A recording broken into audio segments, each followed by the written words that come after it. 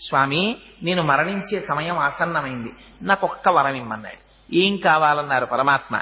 ఈ కొండకి నా పేరు ఉండాలి, దీన్ని వృషభాద్రి అని పిలవాలి అన్నారు.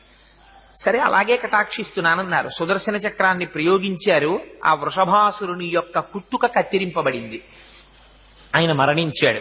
అందుకని కృతయుగంలో గరుత్మంతుని చేత తేబడినటువంటి ఆ ఆనందాద్రి, ఆ క్రీడాద్రి, దాన్ని వృషాద్రి అని పిలిచారు. అందుకని కృతే వృషాద్రిం వక్ష్యంతి త్రేతాయాం అంజనాచలం. త్రేతాయుగం వచ్చేసరికి అంజనాదేవి పుత్రుల కోసమని తపస్సు చేసింది అదే పర్వతం మీద.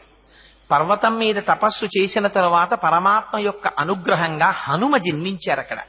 హనుమ జన్మించారు కనుక ఆ పర్వతానికి అంజనాచలం అనేటటువంటి పేరు వచ్చింది. అందుకని అదే పర్వతం ఒకనాడు కృతయుగంలో వృషా